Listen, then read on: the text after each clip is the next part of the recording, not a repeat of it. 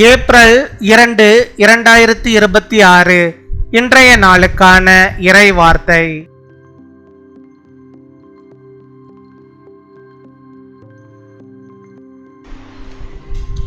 முழு மனதுடன் தேவனை நம்பு, அவர் உன் பாதையை நடத்துவார்.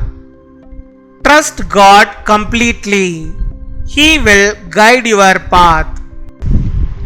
யோவான் 13 அதிகாரம் 14 வசனம்.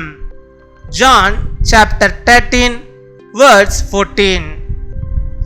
ஆண்டவரும் போதகருமாகிய நானே உங்கள் கால்களை கழுவினதுண்டானால் நீங்களும் ஒருவருடைய கால்களை ஒருவர் கழுவ கடவீர்கள். என் அன்பு சகோதர சகோதரிகளிலே, இந்த நாளில் இயேசு தம்முடைய சீஷர்களின் கால்களை கழுவினார். இது அன்பும் தாழ்மையும் சேவையும் காட்டும் ஒரு செயல். நாமும் மற்றவர்களுக்கு அன்புடன் சேவை செய்ய வேண்டும் என்பதை கற்றுக் கொடுக்கிறது. Now that I, your Lord and teacher, have washed your feet, you also should wash one another's feet.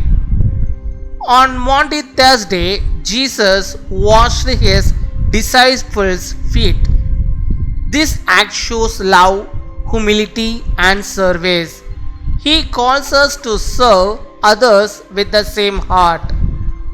நாம் அனைவரும் பின்வரும் ஜெபத்தை சேர்ந்து சொல்வோம். கர்த்தராகிய இயேசுவே, தாழ்மையுடன் மற்றவர்களுக்கு சேவை செய்யும் மனதை எனக்கு தாரும். உம்மை போல அன்பு காட்ட உதவி செய்யும். ஆமென். Lord Jesus, give me a humble heart to serve others. Help me to love like you. Amen.